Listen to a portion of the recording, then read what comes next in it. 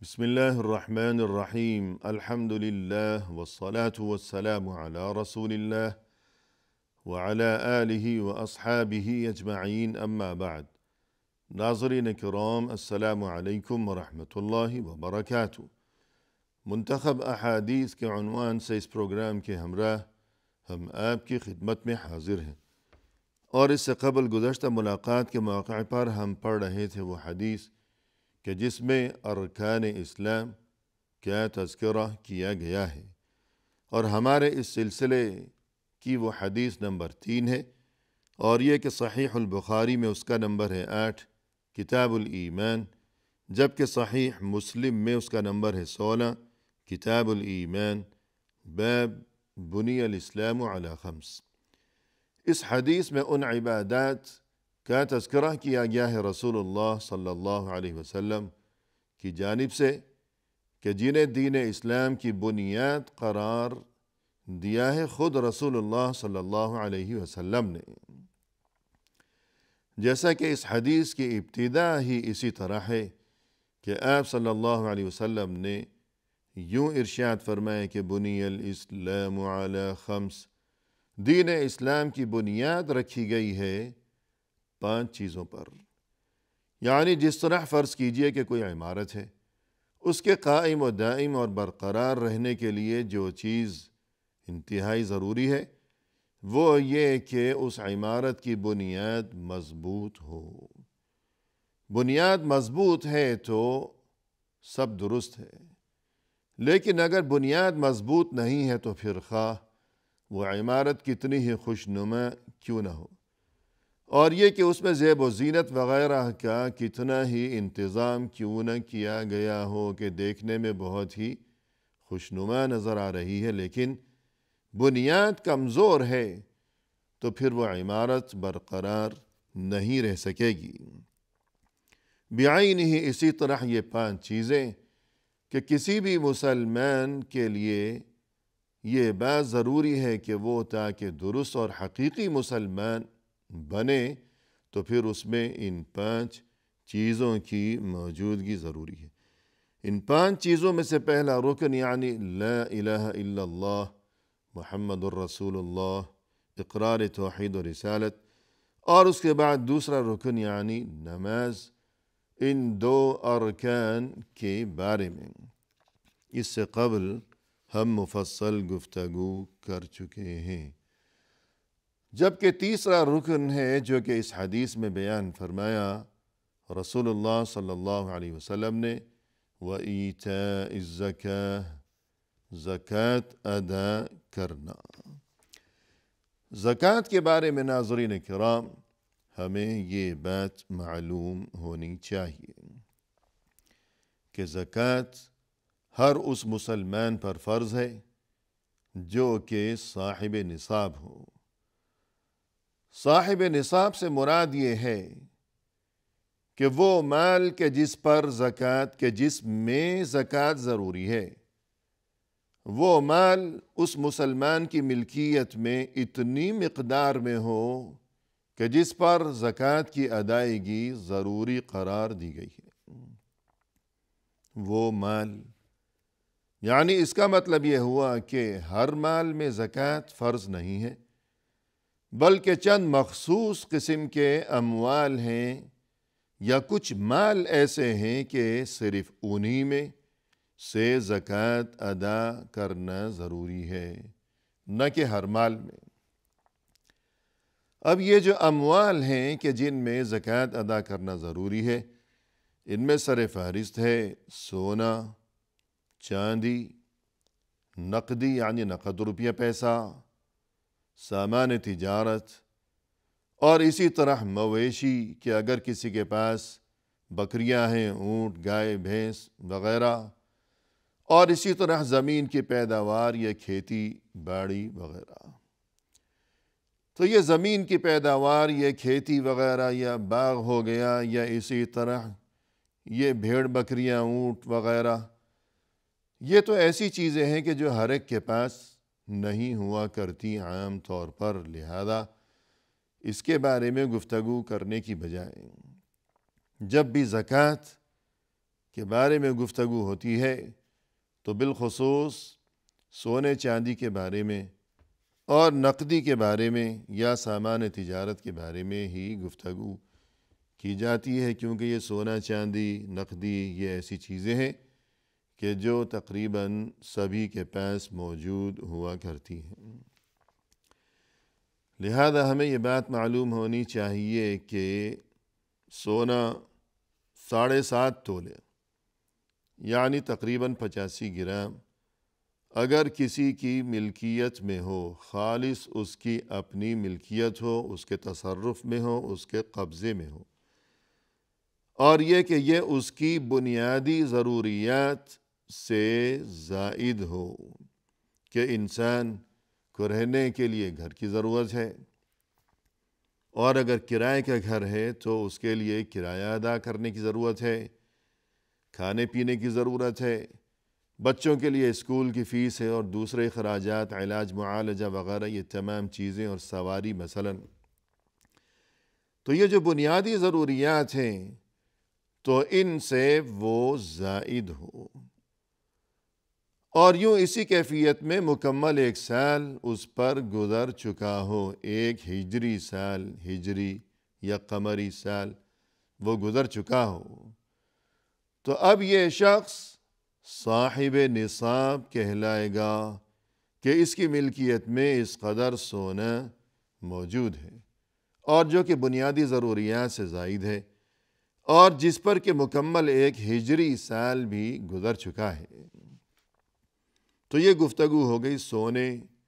کے نصاب کے بارے میں کہ 7.5 تولہ یعنی تقریباً 85 گرام۔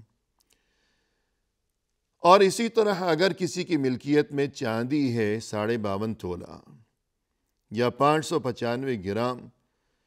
تو اب یہ انسان بھی مالک نصاب ہے کہ اتنی چاندی اس کے قبضے میں موجود ہے، اس کی ملکیت میں موجود ہے، جو کہ اس کی بنیادی ضروریات سے زائد ہے، اور یہ کہ اسی کیفیت میں 1 مکمل ہجری سال بھی گزر چکا ہے۔ یا اسی طرح اگر اس کے پاس نقدی ہے، نقد روپیہ پیسہ، کہ جو 7.5 تولے سونے یا 52.5 تولے چاندی کی قیمت کے برابر ہو، اور یہ کہ اس کی بنیادی ضروریات سے زائد ہو اور اس پر مکمل 1 سال بھی گزر چکا ہو، تب بھی یہ انسان صاحب نصاب ہے اور اس پر زکوٰۃ کی ادائیگی فرض ہے۔ یا اسی طرح اگر کوئی تاجر پیشہ انسان ہے، تجارت کرتا ہے، کاروبار کرتا ہے، تو اس کے پاس جو سامان تجارت ہے اگر اس کی ملکیت اتنی ہے کہ وہ 7.5 تولے سونے یا 52.5 تولے چاندی کی قیمت کے برابر ہے، تو اس پر بھی زکوٰۃ فرض ہے کہ اگر یہ سامان تجارت اس کی بنیادی ضروریات سے زائد ہو اور اس پر مکمل 1 ہجری سال گزر چکا ہو، تو یہ سامان تجارت یعنی فرض کیجئے کہ دکان ہے، اب دکان میں صرف وہی سامان تجارت کہلائے گا جو کہ دکان میں برائے فروخت رکھا ہوا ہے، لیکن وہ سامان کہ جو دکان میں برائے فروخت نہیں ہے، مثلاً وہاں اے سی لگے ہوئے ہیں، یا فرض کیجئے کہ جو مشروبات ہیں وہاں انہیں محفوظ رکھنے کے لیے وہاں کوئی فریج وغیرہ ہے، فریزر ہے، یا اسی طرح فرض کیجئے کہ کوئی فرنیچر وغیرہ رکھا ہوا ہے اٹھنے بیٹھنے کے لیے، یا کوئی شیلف ہے، تو اس قسم کے جو سامان ہیں جو کہ دکان میں اگرچہ موجود ہیں لیکن وہ برائے فروخت نہیں ہیں بلکہ وہ دکان ہی کا حصہ ہیں، تو یہ سامان تجارت نہیں ہے، ان سامانوں پر زکوٰۃ نہیں ہے۔ الغرض یہ گفتگو ہو گئی صاحب نصاب کے بارے میں کہ وہ انسان کہ جس کی ملکیت میں اتنا مال موجود ہو کہ جو کہ مقدار نصاب کے لیے مقرر ہے۔ اب یہ انسان گویا کہ صاحب نصاب بن چکا، اب اس انسان پر ہر سال زکوٰۃ کی ادائیگی ضروری ہے۔ کتنی زکوٰۃ ادا کی جائے گی؟ 2.5% کے حساب سے زکوٰۃ ادا کی جائے گی۔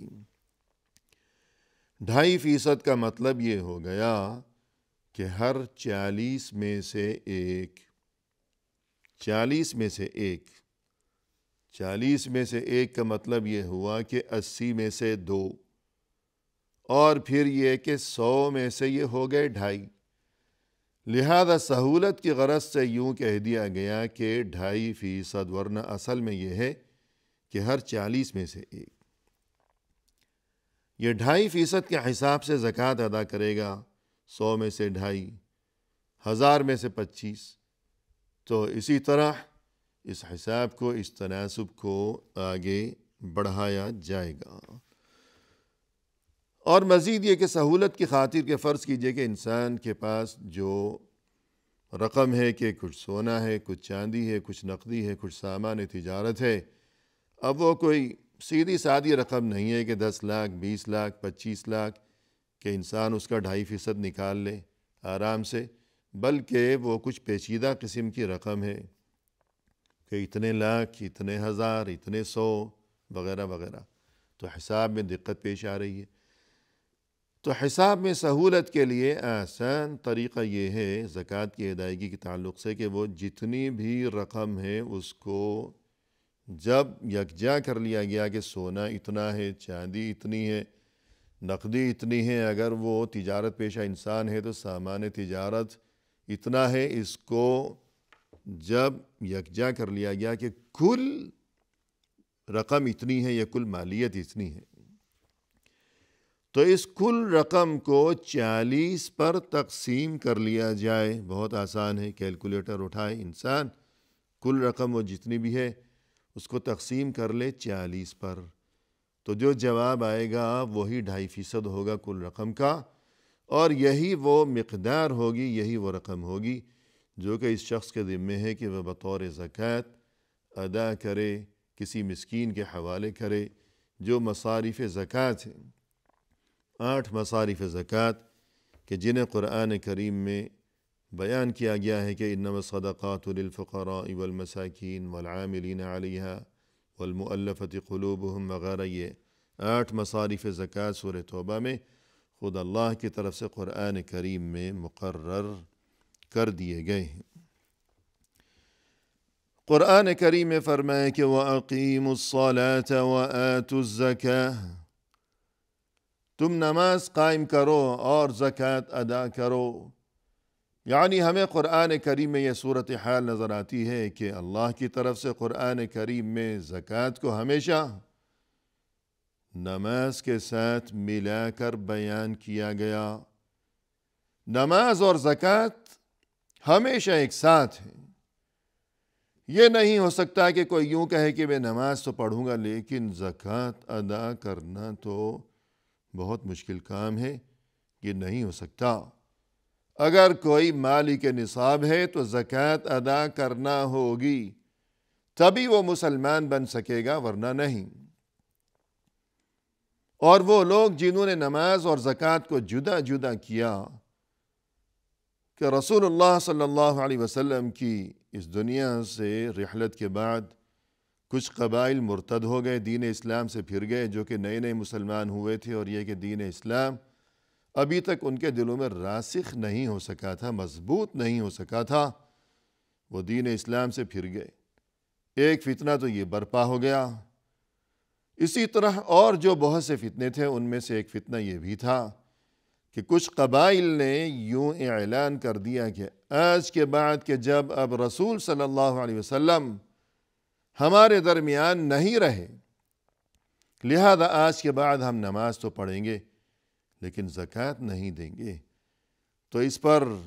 رسول صلی اللہ علیہ وسلم کے جو خلیفہ اول تھے ابو بکر صدیق رضی اللہ عنہ، انہوں نے یہی اعلان فرمایا کہ 2 چیزیں یعنی نماز اور زکوٰۃ کے جنہیں خود اللہ نے ایک ساتھ ملا کر بیان فرمایا ہے قرآن کریم میں، جو ان دونوں چیزوں کو جدا جدا کرے گا، الگ کرے گا، تو میں اس کے خلاف جنگ لڑوں گا، اور پھر جنگ لڑی۔ تو اس سے یہ بات سمجھ میں آتی ہے کہ جس طرح نماز کی اہمیت ہے تو اسی طرح زکوٰۃ کی بھی بہت بڑی اہمیت ہے۔ اور اس کے بعد یہ کہ رمضان کا روزہ، 5 بنیادی ارکان میں سے رمضان کا روزہ ایک یہ بھی بنیادی رکن ہے کہ جس کی بہت بڑی اہمیت ہے۔ قرآن کریم میں فرمائے کہ یا ایہا الذین آمنوا کتب علیکم الصیام کما کتب علی الذین من قبلکم لعلکم تتقون، اے ایمان والو، تم پر روزے فرض قرار دیے گئے ہیں کہ جس طرح ان پر بھی فرض قرار دیے گئے تھے کہ جو تم سے پہلے گزر چکے ہیں، تاکہ تم میں تقوی پیدا ہو۔ تقوی، پرہیزگاری، خوف خدا، کہ روزے کے دوران روزے دار صبح سے شام تک مسلسل کھانا پینا چھوڑ کر بیٹھا رہتا ہے بھوکا پیاسا، صرف اس ایمان کی وجہ سے کہ اللہ مجھے دیکھ رہا ہے۔ اور اسی چیز کا نام تقوی ہے کہ ہر برائی سے پرہیز کرنا صرف اسی ایمان کی وجہ سے کہ اللہ مجھے دیکھ رہا ہے۔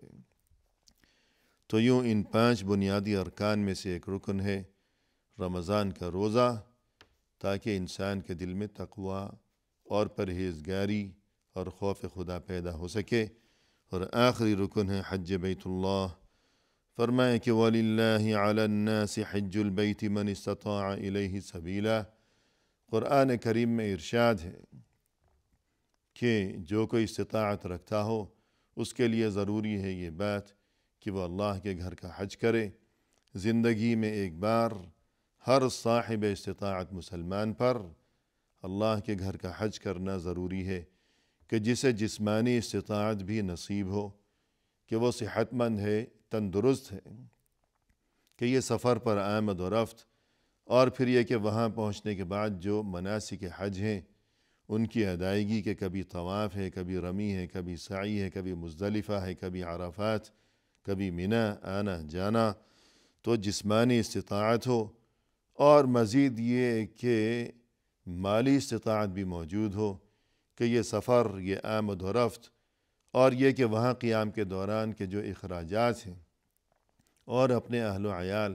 کہ جنہیں وہ سفر حج کے موقع پر گھر میں چھوڑے چلا جا رہا ہے، تو اس کی غیر موجودگی میں ان سبھی کے لیے نان نفقہ اور ضروری اخراجات کا انتظام، تو مالی استطاعت بھی میسر ہو، جسمانی استطاعت بھی موجود ہو، تو ایسے مسلمان پر زندگی میں ایک بار حج بیت اللہ فرض ہے، ضروری ہے۔ یہ تذکرہ ہو گیا ناظرین کرام دین اسلام کے 5 بنیادی ارکان کے بارے میں۔ اسی کے ساتھ فی امان اللہ، وآخر دعوانا ان الحمد للہ رب العالمین۔